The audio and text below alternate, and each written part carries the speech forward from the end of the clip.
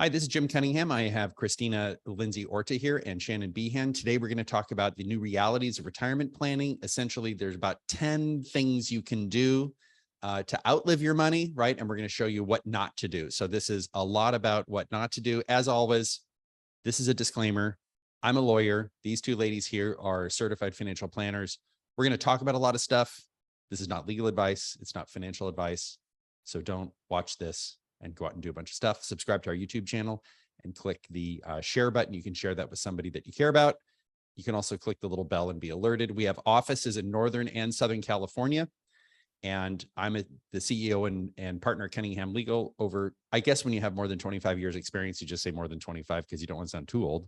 We have offices throughout California, and we do serve clients in other states. I'm a certified specialist in estate planning, trust and probate law, a real estate broker, securities and insurance licensed, and a pilot.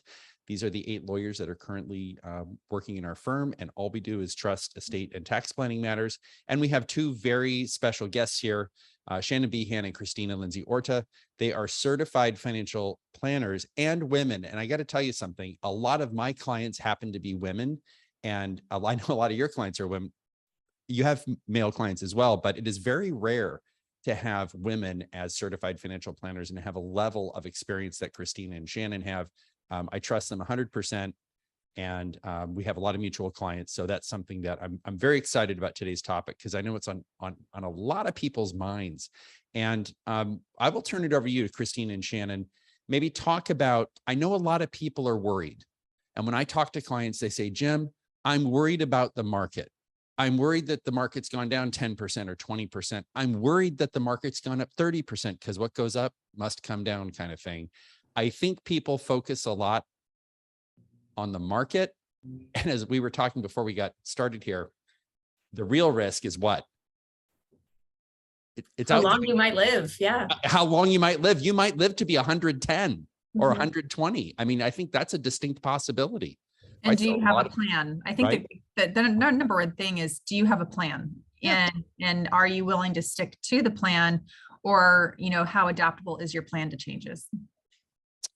All right. So I'll turn it over to you, ladies. Yeah, thanks, Jim. So when we were thinking about kind of, you know, this idea of not outliving your money, this is something that every single person that we work with is worried about. No matter the number in their retirement accounts, how much they've saved, it's something that everyone thinks about. And so kind of how we wanted to set the stage for this conversation is, what are the risks that go into potentially outliving your money?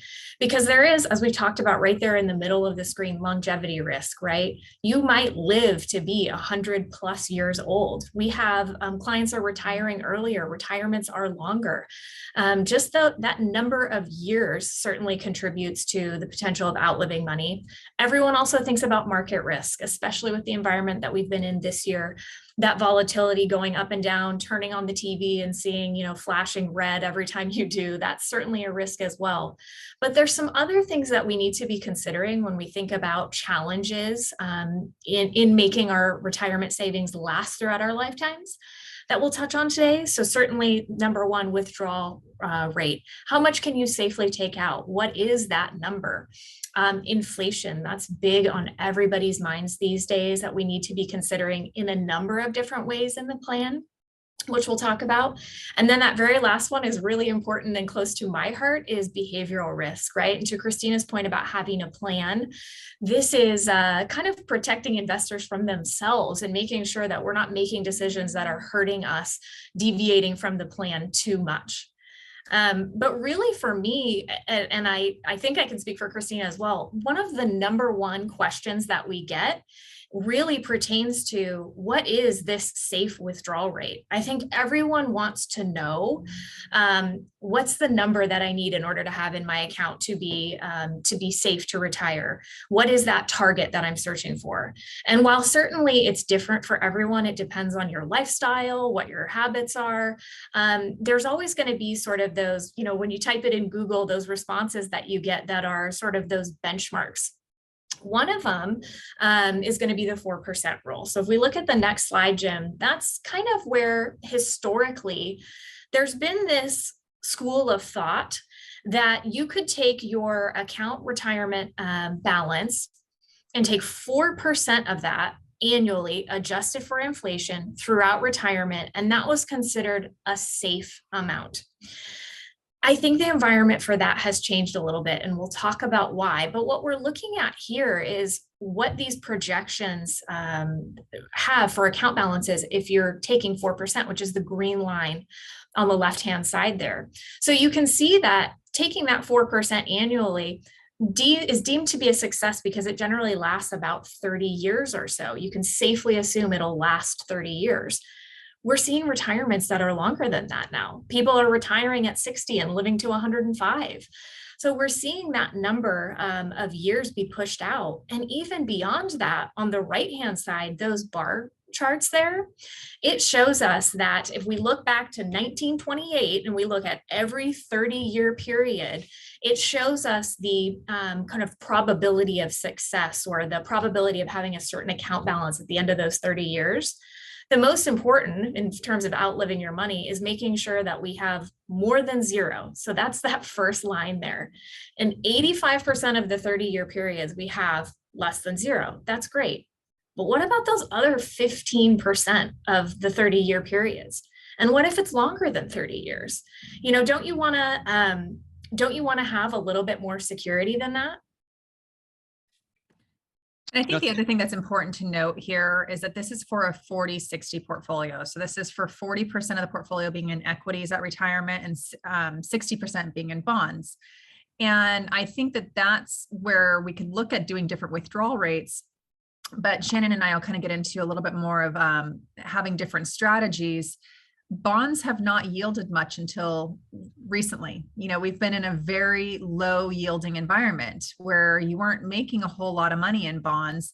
You know, back in 2005, you could go buy a 5% 1-year CD and a 4% withdrawal rate was no problem. But we haven't seen those kinds of high paying bonds for the last decade. And even today with the 10-year treasury hovering around 3%, you're not going to be able to have that much money in bonds and sustain a 4% withdrawal rate without taking equity risk. So that's where it comes to that behavioral risk that Shannon was mentioning. So I'm going to let Shannon kind of walk us through this. And Christina, that's a perfect point.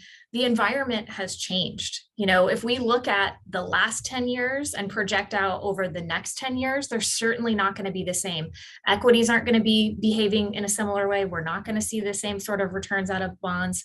So actually on the next slide, this takes a look at sort of return projections for a portfolio that in this case is 60% equities, 40% in bonds. So a little bit more. Yeah. So just to clarify, 60% in like stocks, like Apple, Exactly. and Microsoft and Ford and GM. I mean, I'm just naming things that come to my head.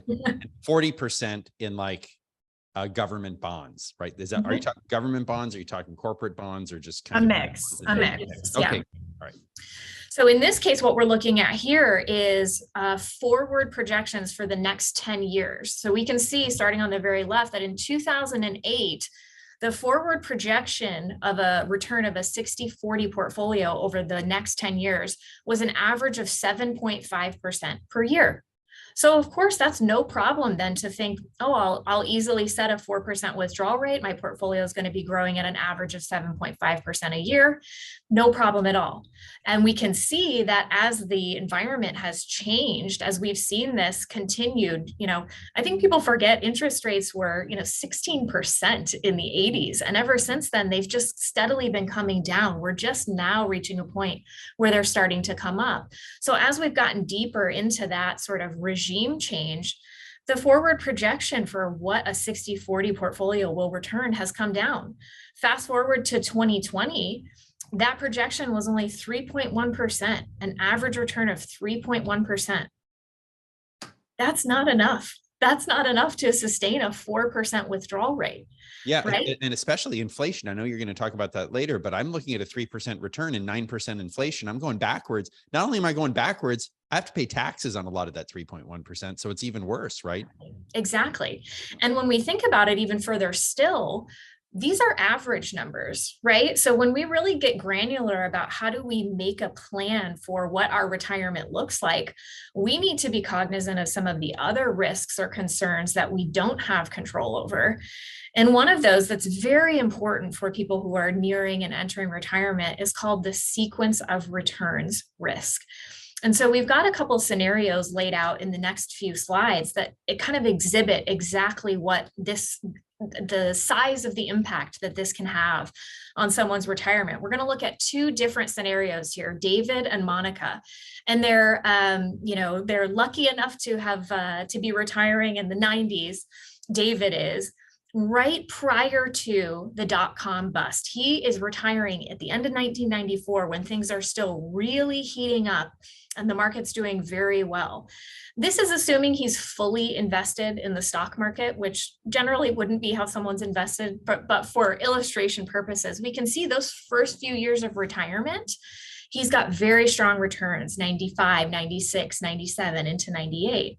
So you can see that he starts his withdrawal of 5% in this case, and his account value is still growing despite that withdrawal. And, I always like the Einstein's quote about compounding being the eighth wonder of the world, because this really shows how important that is. He's got more of his portfolio still invested in those early years with strong returns. So fast forward 20 years into retirement, David's got $1 million. But if we look at Monica, for example, who had the bad luck of retiring right before the bust on the next slide, we can see that she retires as things are kind of falling apart. So the first several years of her retirement are negative returns. So she's compounding the opposite way. It's kind of working against her. Not only is she withdrawing on her assets, but she's also experiencing negative returns. So fast forward 20 years for her, 95,000 versus $1 million for David. And that's just because of the way that the order that the returns came in for her. So I think the important thing here when we think about planning is we need to think a couple of things. First is a diversity in terms of sources of income in retirement. This is assuming you're just pulling out of your portfolio. We need to have different sources of income to pull on, number one. And number two, this also exhibits for us the reason that we wouldn't necessarily want to invest all of your retirement assets in something like the S&P 500, we want to be able to pull from different parts of your portfolio that perhaps aren't under stress. So we're not forced to sell something when it's down and really exacerbate this problem of a negative market. And I want to highlight just something before we move on, because I think that that's a good segue, is we have to have different sources, and this your portfolio should not be 100% in an S&P index. This is kind of what this is illustrating. That being said, I think it's important to look at 2008 and 2009 and 10, and just, even though that we're illustrating, hey, this is someone in withdrawal mode, look at the balance in 2008. It went down to 84,000 while they're taking out 5%. It went up the next year, 96. I mean, it doesn't take that long to recover. But when you're in a down market, it adds additional stress on the portfolio. If we go back to the other slide where this person started with a higher balance, whoops, sorry, that one. And you can see in 2008, down 37%. I mean, they are back up, fully recovered while taking income out 4 years later because they stayed invested. Now, I think that the point being here is just you don't want to take all your withdrawals from your high risk assets. You shouldn't be selling things and taking the money out to meet your income needs while it's at a loss. So that's really why having a plan and a segmented strategy is important. So Shannon's going to talk about that. Yeah, and I think for me, especially, in thinking about sequence of returns, it becomes even more prevalent to me when we're in a market that's under pressure, right? Because we've got a lot of people who are looking at retirement now, and they might be facing a situation like this where they're planning to start needing to replace their paycheck income while the market is under pressure. A big reason for that pressure that we've got now, Jim, you mentioned it, Christina's mentioned it as well, is inflation. So I want to make sure that that's something that we touch on as well. When we are building plans for people, we always are building in inflation to their, all of their expenses. We're taking kind of an average inflation into account. But specifically, one of the areas that we see people potentially underestimate the costs is in healthcare.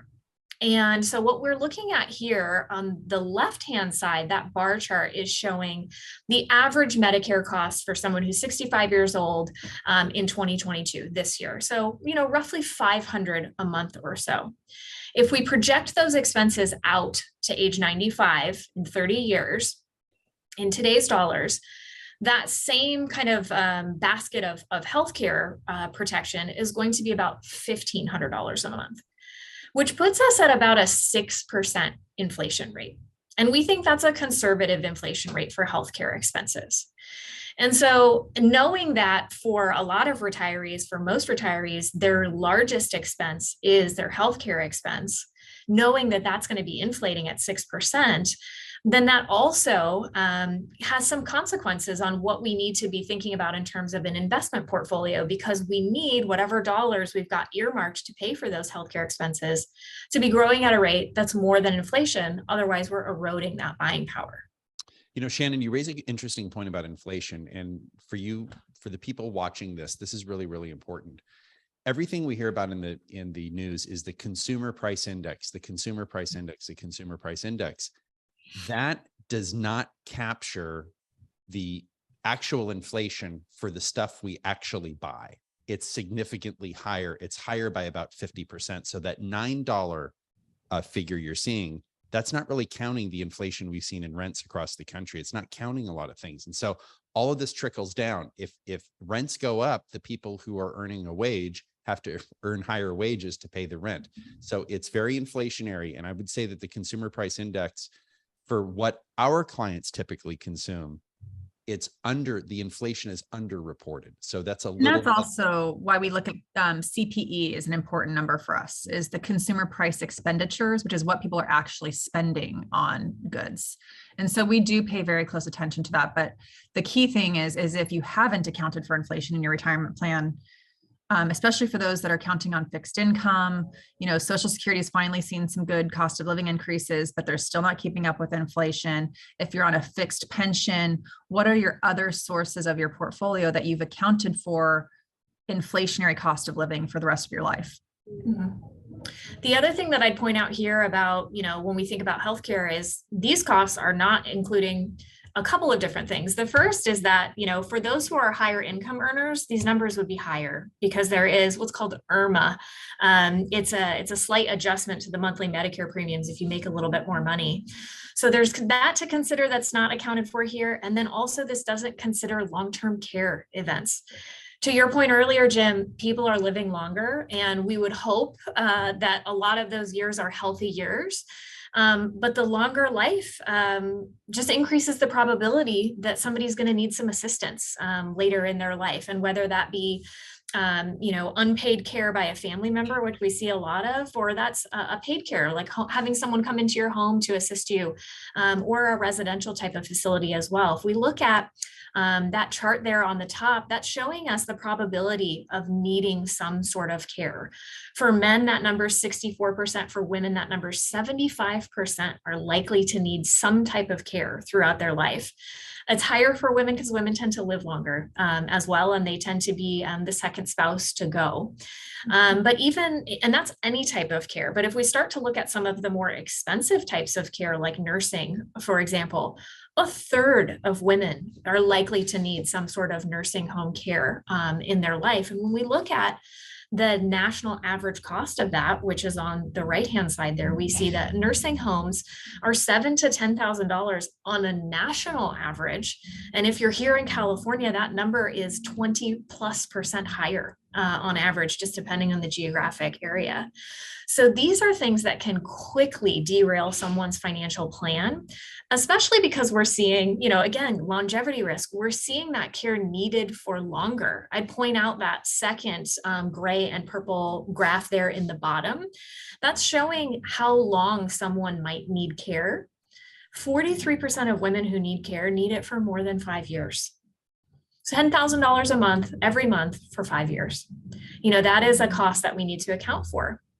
And so I think that it needs to be readdressed for a lot of people in their plan, because historically, when we think about how do we cover these costs? There's been these long-term care insurance policies that were sort of a use it or lose it. And I know we've done webinars about different types of insurance where we've talked about this. We'll also do a webinar later this year specifically about long-term care. But the environment has changed in terms of the offerings that are available, the types of insurance policies that can get you long-term care. We can look at repurposing older policies. So this is a gap that we definitely want to have you address in a plan if you haven't already. Yeah. And, as you're talking, Shannon, I'm reminded of the conversations, I talk a lot with people when we do estate planning and living trusts and healthcare powers of attorney. This comes up, and, many people will kind of jokingly say, look, if I have to go to a nursing home, just put me in my wheelchair and push me off the end of the Ventura Piers. That's actually one of my secretaries used to say. Like, if I ever get that way, I think we use humor because we're kind of scared, quite frankly. But I will tell you, on the other side, on the flip side of that, my father-in-law is 90. He's living in assisted living. I think it's a 6-bed facility, and his cost is right around what you've got here. And he's living actually a fairly happy life. And I look at that and I think that is not the life I would want to live, being at, my age, right? But he's 90 and he's got a productive life. So if you're the kind of person who says, look, if I get to that point, I just don't want to live anymore, you might change your mind. And for many years, he said, look, if I make it to 90, that's old enough. You can just pull the plug. And I kept telling him for 30 years, I'm going to wait until you're 89. And sure enough, when he was 89, he's like, well, maybe it's 95. So, so don't think that you won't want to live is where I'm going with this. I know it's kind of a dark comment, but I hear that from clients. So, well, I think the key thing too is longevity risk. Not only is there the inflationary costs and the costs you have to account for, but people are living longer. They're able to keep people more comfortable that have Alzheimer's. They might be able to live, 6, 7, 8 years with long-term care needs.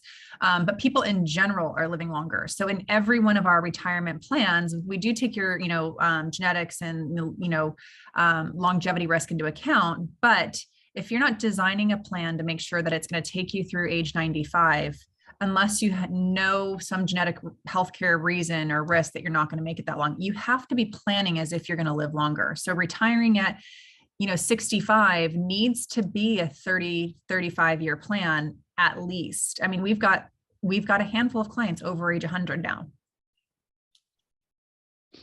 I know. It's crazy. So hopefully we haven't, scared you too much with these risks that you need to be considering.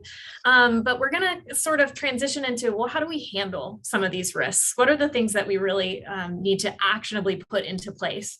And really the first step of that, you've heard us talk a lot about where's your income going to come from in retirement.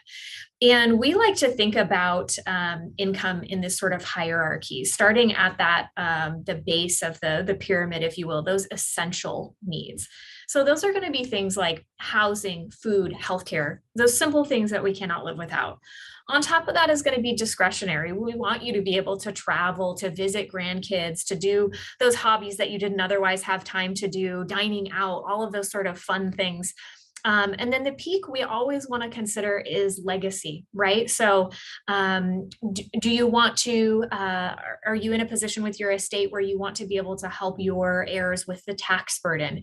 Is there some sort of charitable legacy that you want to leave?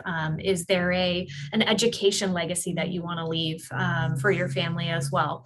What are those types of things that we need to be accounting for? And we can see on the right, preferably how we would like each of these sort of types of expenses to be funded. Essential, we would love for that to come from guaranteed sources. We'll talk a little bit more about diversifying those guaranteed sources. The second tier, we're going to start pulling on your portfolio assets. You've worked so hard to accumulate all of those assets. Now it's kind of switch the mindset to distribution. And that legacy, oftentimes that's fulfilled with something like a life insurance or more complex planning with charitable trusts and that sort of thing. But really first step is assessing income sources. And so we've got various guaranteed sources, and I use the word guaranteed loosely, especially with some of the conversations that have been going on about Social Security lately. But we want you to be considering that. And more specifically, we also want to make sure we're being strategic about how and when we're taking Social Security, which we'll talk just a little bit more about in a second. We still see a fair number of clients that have pensions. I'm always really happy when they come through. I think that's great for those people that have it. And then annuities we add on here as a source of guaranteed income as well. We've talked about annuities in the past and sort of how they've gotten a little bit of a bad rap, but for the right purpose, they're wonderful for closing some of those gaps, or they can be. And then we also want to. Yeah, I'm sorry. I hate to interrupt you, but I'm just something that I've seen. I've been in practice over 25 years. I used to see a lot more pensions, and what a pension is. When my grandfather retired from General Motors. General Motors had a pension fund. The pension fund took the investment risk and spread that risk among all the people receiving a pension. A lot of my clients, a lot of your clients have 401ks. So what happens is instead of getting $5,000 a month, you get $1 million 401k. And then all the risk is on you, and it's 100% on you, and you're not spreading that out with other people. So I think it's really important to kind of look at that. These, a pension and an annuity are things that you're going to get, the way this is characterized, you're going to get that every month. You're going to get that check every month. And then this other stuff, the 401k, which is the IRA that's rolled over, that's really on you. And I think personally, I think it's kind of scary. I talked to my wife about this. She says, I would be so scared if we retired and had all this money in an IRA. Like, I couldn't do that alone. I couldn't do that on my own. I would really need some help.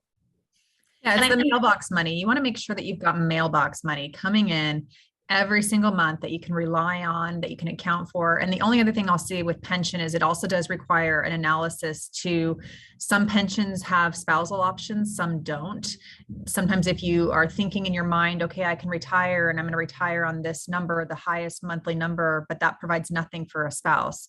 So it may not be that that's your number that you're going to get as your pension and retirement. And that needs to be analyzed too. Yeah. And sometimes you can have both. I know we had a mutual client who elected a University of California retiree, elected a $9,000 a month payment instead of, I think it was like $1 million 401k rollover or something like that. The person died 2 months into retirement. The family got nothing.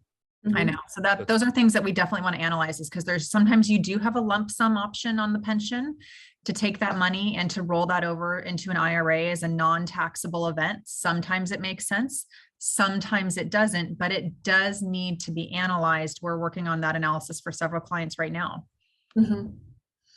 And just like with pensions, we also need to analyze Social Security and the strategy around that and what makes the most sense for you there. So if we look at the next slide, this kind of shows us graphically what we're looking at when we do a Social Security analysis. This shows us a hypothetical example of somebody who could start their Social Security as early as 62. Their full retirement age is 67, or if they wait until 70, they can get a higher payment. Right? So when we think about what makes the most sense, I think a lot of the times we can fast forward to that number on the far right side above each of those bar graphs, the 1.6, the 1.4 million, and the 1.1 million, and just look at, over the cumulative lifetime living out to 90, how much will you get in Social Security benefits? But we need to be strategic about where's the break even on that. To Christina's point earlier, and Jim, I know you kind of mentioned this can be sort of morbid to think about, but if it's somebody that has, if you've got a short life expectancy for whatever reason, a health challenge, it might make sense to start at 62. So if we look at those bar charts there, the purple one, if we started Social Security benefits at 62 years old, you can see the cumulative number of benefits at age 77 is 502,000, which is the break-even number for if you had started it at a higher monthly payment at your age 67. So that's the break-even. If you don't expect to live to 77, it makes sense to start it early. If not, and there's a similar break-even to starting it later, that number is about 81 years of age for this particular example. But what I would draw your attention to, again, because we need to do an analysis for each each individual person's situation. Do you have a pension to bridge the income gap by starting Social Security later, those sort of things. But I'd point out the probability numbers at the bottom. So what those are showing is that if you're 62 years old and you're a man, there's a 57% chance, you'll see that first blue dot there, that you'll live to 81. If you're a woman, there's a 69% chance that you'll live that long. If you're a married couple, there's an 87% chance that at least one of you is going to live that long. And so we really need to be strategic about building that longevity into your plan. And if you drink a handle of bourbon and smoke a carton of cigarettes every day, you probably want to take Social Security at 62, right? Exactly. But again, it matters. Each individual person's situation matters because it's kind of dominoes. If we start Social Security early, it has a domino effect and ripples throughout the whole plan. So it's certainly something we want to look at. So after we've got a good handle on income sources, we need to look at income needs. And this is a hypothetical example. I'm not sure where this person lives, but it's certainly not in California where they're only paying $15,000 a year for housing. I was wondering, is that a month or is that a year? So numbers aside, just use this as kind of an example of the idea that we're looking at. We want to just have a good handle on what our expenses are, essential expenses that we absolutely need, and those discretionary expenses that we would like. And this is, I think for a lot of people, it's a simple concept, but it can be a challenging exercise to go through. And when we are estimating expenses, we generally want to be, of course, on the conservative side. People spend, what I've seen from experience is people tend to spend a lot more in those first several years of retirement when they are, really excited to do all of the things that have been on the list that they haven't been able to do. And then there tends to be also at the end of retirement, a very high spike in expenses, again, because of healthcare. But if you are thinking that you're going to retire and spend less than you are spending now, I would encourage you to rethink that because it's very unlikely from what I've seen that will be the case.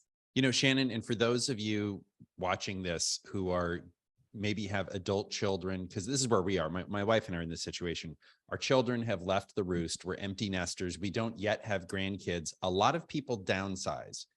I know this may be off topic. It may not be, but I will tell you, I have a lot of clients who sold the big house, bought a little house, then their kids had kids, so they had grandkids. They had to go buy another big house. Mm-hmm. So if you think you can sell your big house and get a little house, you might want your grandkids staying with you, and you might not want them living on top of you, literally. You might want them kind of having their own room. So it really is highly contextual in your own individual situation. And a lot of people have multiple homes too. You might have a home here and another home in another location. And another thing too, my dad told me he's 78, and he told me he walked around the zoo with some relatives for about 4 hours, my cousin and her kids. And he said, man, I was so tired. He said, 10 years ago, I would have just walked around for 4 hours and, gone out to dinner. But so that's something else to think is where you are in this arc of retirement and your age. There are things that you might do in your 60s that you won't do in your 70s. There are things you'll do in your 80s that you won't do in your 70s. So being mindful of that and having a plan, super important. Mm-hmm. So really what we're coming down to when we're thinking about evaluating sources of income, that, guaranteed mailbox money, and looking at expenses, is we're trying to figure out what's the gap that we're trying to bridge. What's that number? So here we're just doing the math and comparing guaranteed income to essential expenses. There's about a $20,000 gap for this particular example. And what that means is that $20,000 is going to have to come from somewhere else, whether that is, early in retirement, a part-time job, other sources of income, or to draw on your portfolio. And I think a lot of people, to your point, Jim, have a tough time conceptualizing, okay, how am I supposed to manage this IRA so that I know that this $20,000 a year or whatever that number is going to be available for me in retirement? How do I turn this massive, savings into a stream of income to me? And so the way that Christina and I handle that with clients is we really look at investments in sort of a bucketed strategy. where we're not looking at the entire investment bucket or entire investment account as a whole. We're kind of breaking it into pieces so that we can take different approaches and be strategic about different areas of the portfolio. I was just reading something earlier this week that was saying that self-reported risk tolerances for investors is at an 11-year low. And I can understand that given what we're seeing on the news every day. And so what that would mean is that if, in these images, if 1 was kind of the least risk tolerance and 4 was the highest risk tolerance, that people are self-reporting that they would like to be closer to that number 1 bucket than they've been in the last 11 years. And I understand that, but at the same time, when we think about that we have to make this money last 30 years, there's a risk-reward trade-off. So there's certain portions of the portfolio that we may need to be taking a little bit more risk, where we have a longer time horizon so that we do give it the opportunity for growth. So when we look at how we think about these things, that number 1 bucket all the way on the left-hand side, that's going to be where your current living expenses are coming from for the next 1 to 3 years or so. We want to have cash and cash alternatives, maybe some very short duration liquid bond type funds. These are going to be investments that are available to you immediately that we can pull from to meet your living expenses. The reason we want to have this, for a few years of living expenses is so that if you remember, we talked about, Monica, who retired at the dot-com bust. If she didn't have a bucket 1, she's having to sell her higher risk investments in a down market. So if we can fill this liquidity bucket for you so that your expenses are already there and we don't have to sell anything, that really solves that problem. Yeah. And then when we look, I'm sorry, Shannon, isn't the technical term for that eating your seed corn? Like all this money that's supposed to be invested, yeah. If a stock's way down, if it goes from 100 down to 70, and you need to sell that, you're foregoing that future growth. And I want to make something really clear here. This does not mean you should have 4 advisors. If you have multiple advisors, I think it exponentially increases your workload. I would highly recommend that and it's not a question of putting all your eggs in one basket. You really need to have a comprehensive plan. And if you go to advisor A, advisor B, and advisor C, those people aren't going to talk. I'm just telling you, they're not going to talk to each other. It's not going to happen. So this is timing. So these buckets are timed. This is not different advisors. So I'll turn it back over to you, Shannon. And to your point, Jim, also, this is not a static strategy. We don't fill these buckets up and then eliminate bucket 1 and it never gets refilled. What happens is we'll see growth in other areas of the portfolio. For example, bucket 4, that long-term horizon, that's going to be where we have stocks that we have expectations of long-term growth. So they may have years when they don't do very well, but over time we expect them to grow. And so what that means is that as they grow, we take the proceeds from that bucket and we refill the more conservative buckets so that you're always drawing on that level 1 kind of cash and cash equivalents bucket. So this isn't something that, to your point, Jim, that these could be with different advisors. This is a living, breathing strategy that needs to be adjusted due to market conditions, and spending approaches as well. So this is really where also I would connect in behavioral risk that we talked about before, right? So I think this is why some investors find it so challenging to be able to execute a sort of bucketed strategy, if you will, is because especially like what we've already seen this year, it's really challenging when you see that kind of level 4, your long-term funds, you see them come down in value. A lot of people just want the pain to stop immediately. And so what they do is they sell. And it's at the absolutely worst time, and it makes them feel better in that moment, which I completely understand. But when we look at the long-term impact of making those decisions, it's really clear that it's not the best thing to do. This slide here is showing the results of a study called the Dow Bar study. And what it looks at is how did stocks do versus how did the average person who was invested in stocks do? And we can see here that over a 25-year period, the average of the S&P return was over 10%. Meanwhile, the average equity fund investor got less than 8%. And that's because of that behavioral urge to get in and out. Whereas if they just would have stayed the course, they would have had a better result. And that really turns out to be impactful in real dollars, which you can see on the chart on the left there. If you would have invested 50,000 just and not touched it and left it alone for those 25 years, you would have had 566,000 versus the average person who invested 50,000 only came out with about 327,000 because of the decisions that they made.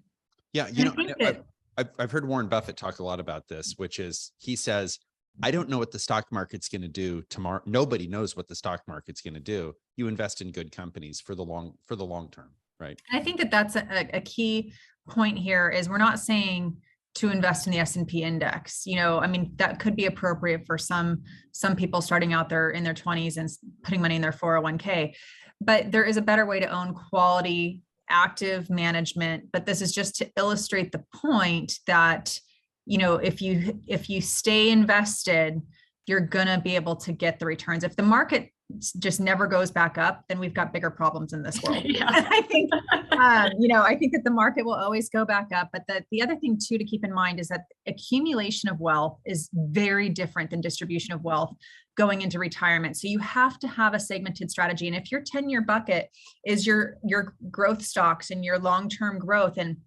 it's year 2 of your plan, you can't focus on the fact that that's going up and down. You go, this is money I don't need for some time. I'm going to stay invested. I'm going to stay the course, because the Market Timers Hall of Fame is an empty room. And if you try to time the market, you got to be right twice. You got to know when to get out, and you got to know when to get back in. And the statistic is that if you missed the 10 best days in the market over a 10-year period of time, your returns are going to be 44% less. If you're on the sidelines for the 20 best days of the market over that 10-year time frame, your portfolio is going to be valued 58% less. So just staying the course is going to pay you dividends as long as it's for the right part of your portfolio.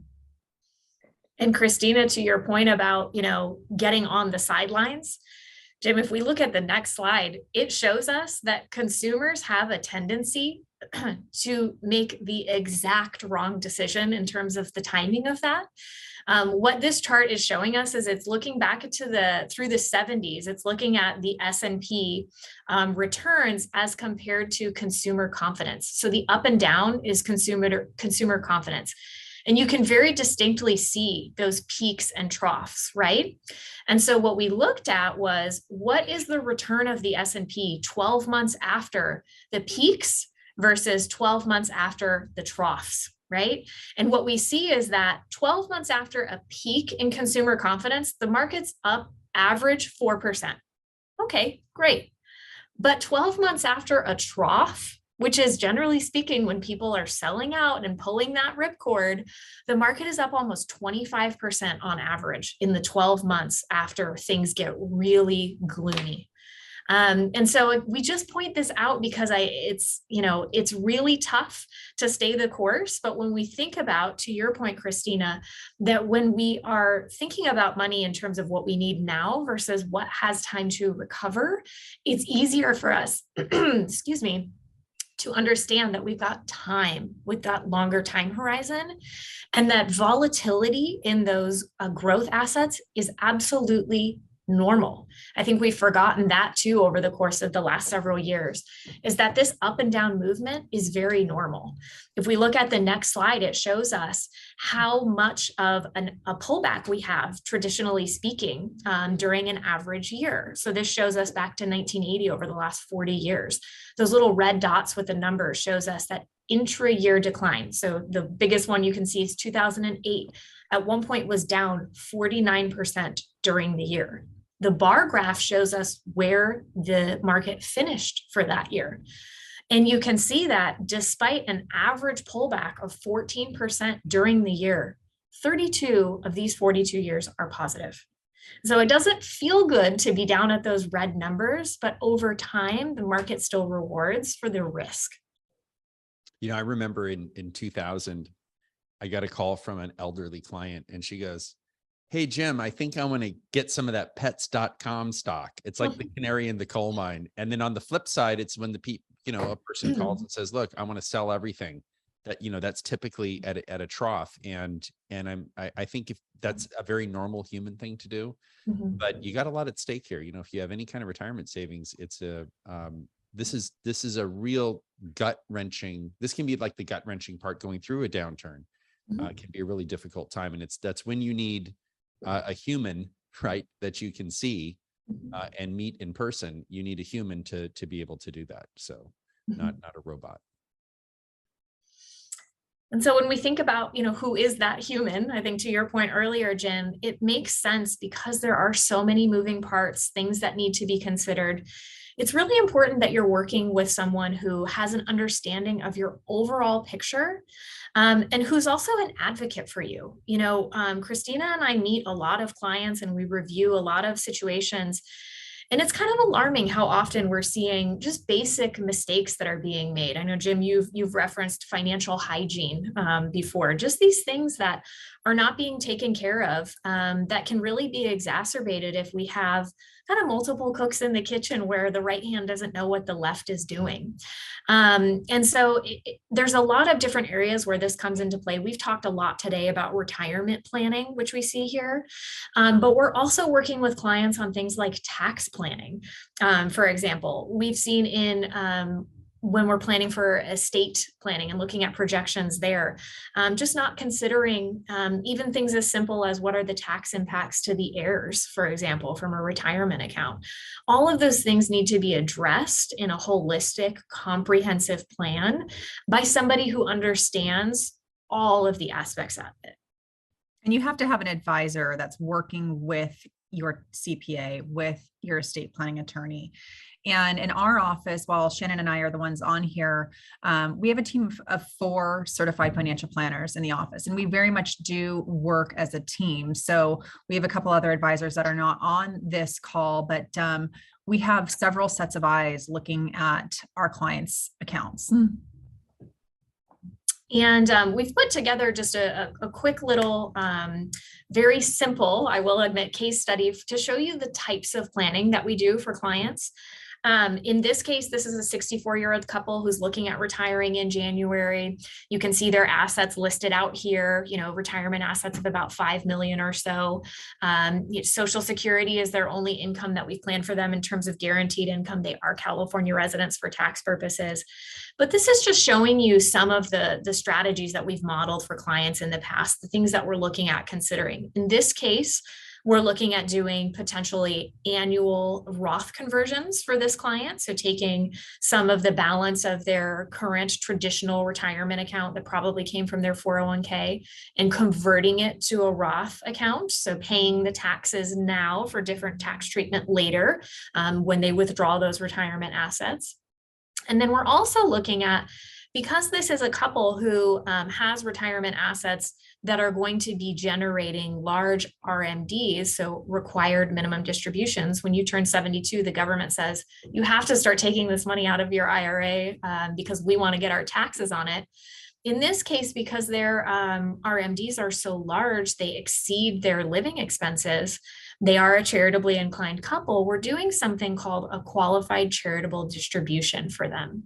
And what that allows you to do is take a portion of your RMD up to $100,000 and send it directly to a charity. So it never comes to you. It's never counted as income to you. You just get to send it directly to the charity. It fulfills your RMD and no income to you. So that's what we've looked at for this client. So the next 3 slides simply show the output of some of our reporting software, the modeling software that we use when we work with clients. And I will again express, this is a very simple situation. There's additional planning and techniques that we would do for this client. This is just to show you modeling some of these techniques. So in this case, what this is showing us is a projected value of portfolio assets for this couple. And the green addition to the bars on the right-hand side show us that by doing these Roth conversions, by doing the qualified charitable distributions, We're adding value to their portfolio that they wouldn't have otherwise had to the tune of about $3.2 million over the course of their lifetime, which we've got them living out into their early 90s for longevity purposes. But I think more important and informative is the next slide, which looks at the tax impact. And again, this speaks to, we really want to make sure that we're looking at all of the impacts of any recommendation that we're making in terms of a financial plan. The left-hand side graph shows if no changes were made.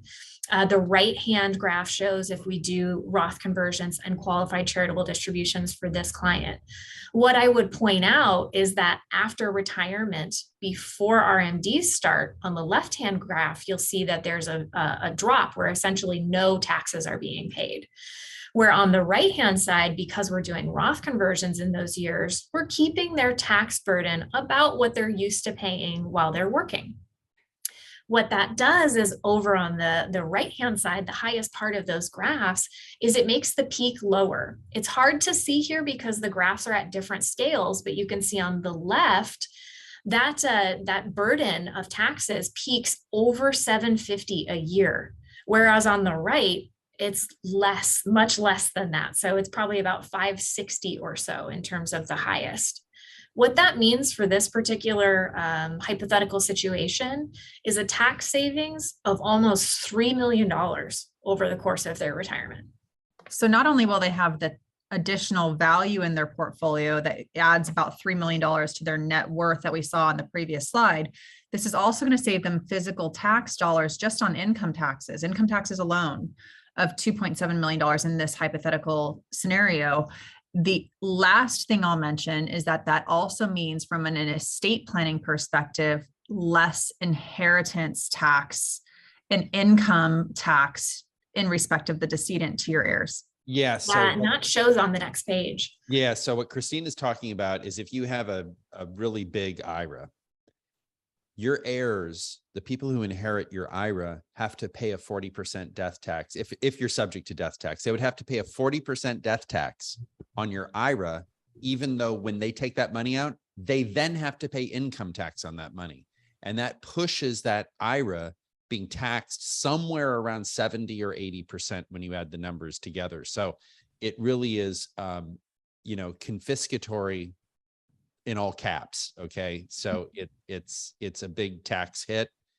If you don't want to pay as much in taxes and you don't want your kids to pay as much in taxes, really look at the Roth conversion. We have a lot of information on that on our YouTube page. You can certainly reach out to Christine or Shannon, but really do look at the Roth conversion. And I'm saying, look at it. I'm not saying do it because it might be right for you. It might not be right for you. It really just depends. And I hate to be that sort of cagey lawyer where it says depends, but Very true. It's the truth, quite frankly. Yeah.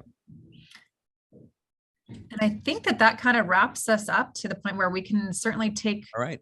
questions, but we wanted to make sure we gave everyone a lot of information, the types of things you should be concerned about when entering retirement, what you should be planning for, and the types of planning that we do in our office.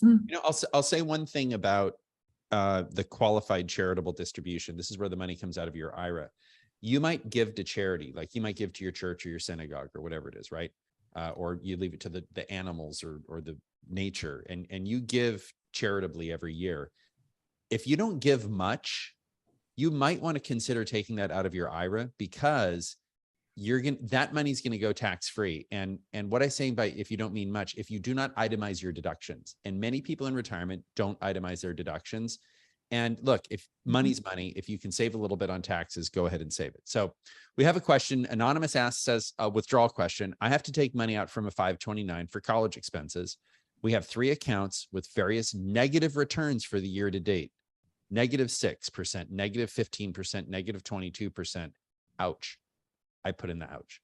Is there a rule of thumb to pick which mutual fund you take the money out from? That is a good question. So we have 3 buckets with worse, worser, and worstest, if that's even a word.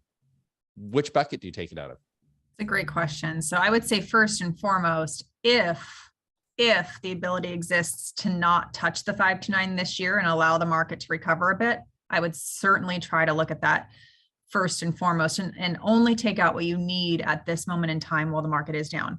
The fund that's down 6% is likely to be a bond fund and fixed income, which, you know, unfortunately to say, if it's down 6%, it's not bad, because investment grade government bonds and investment grade bonds and are down 13% for the year. So to be down 6%, that's kind of the bucket that you do take from early.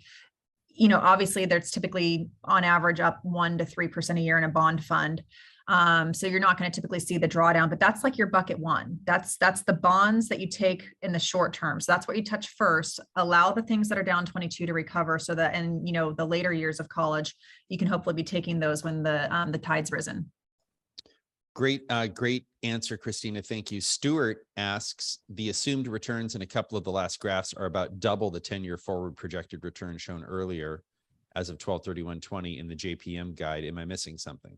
The JP Morgan guide, keep in mind, was showing 40% equities. When we were showing the 10-year forecast, that's if you only have a 40-60 portfolio, 40% equities, stocks, and 60% bonds, which, you know, is not a one size fits all. That's just it's a forward-looking illustration to show that that type of a model is also not the one size fits all that can work with a 4% withdrawal rate in the future.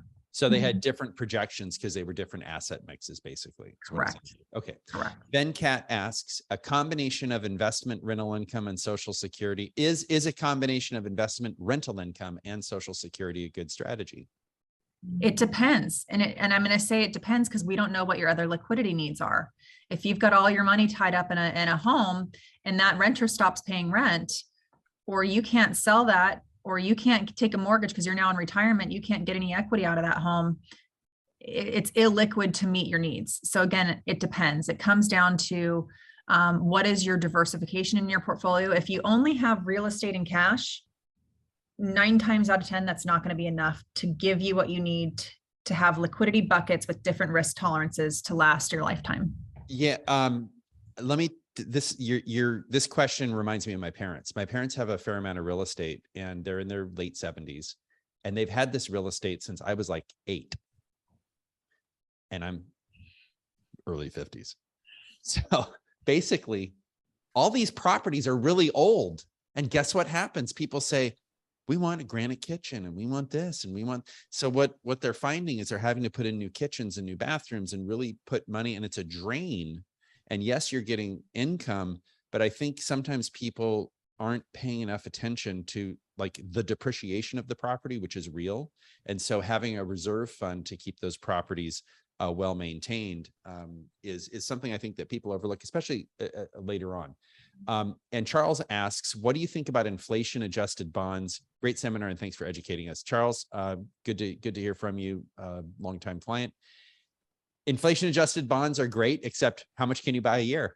Well, so there's 2 different things. 10,000, that's it. Well, there's the I bonds, which, yeah, you're limited, but there are inflation adjusted bond funds. And we do own some of those in our portfolios, and we've used some of them over the last several months while we've been in this high inflationary environment.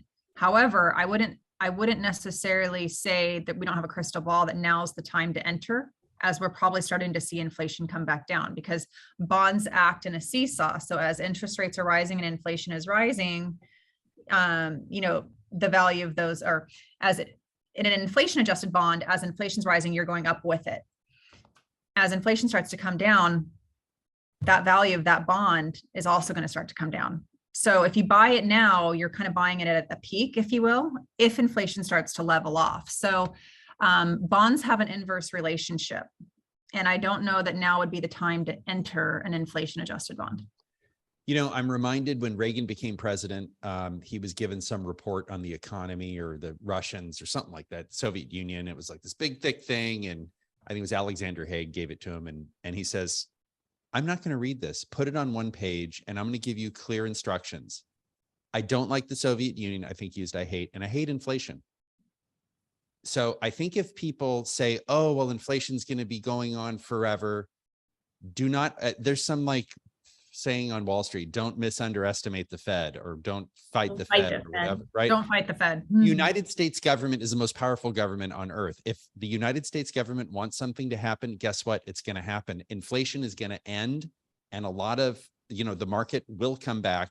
It's a function of the government making things happen. So I think a year from now, 2 years from now, whatever the time period is, we're going to look back and go, wow, inflation really spiked and it's back down. So I don't think inflation's a permanent condition. I don't know if you guys have any other thoughts. Do you think we're going to be stuck with inflation for 10 years? What do you think?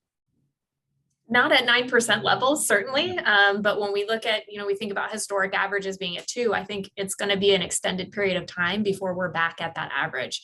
It's going to be elevated for a while, but I think we're peaking. Good. Yeah. And the one thing we do know is that historically speaking, every time the Fed starts raising rates, 12 months later, the stock market's back positive. And that means something we have not talked about is the millennials. Guess what they're doing? They're leaving their hipster apartments in the cities, and they're moving to the suburbs because they want houses and backyards because they're having kids now. Millennials will hit their peak spending in 2029. It's the single largest segment that has ever lived, a population bigger than the baby boomers. And everything I see is it's going to be the roaring 20s. We're hitting a few bumps here, but I think the future is looking bright on the equity side in American business. So with that, thank you, ladies. Thank you for watching, and we will see you next time. And Jim, can you put up our contact slide? Oh yeah. Sorry. Thank you. Well, there's the end. Oh yeah. Here we go. You reach us. Okay. Yes, so that's how you reach us. If you certainly want to reach out to our office, we're happy to do an initial consultation. So thank you. And thanks for the time today, Jim. We'll see you. Bye-bye.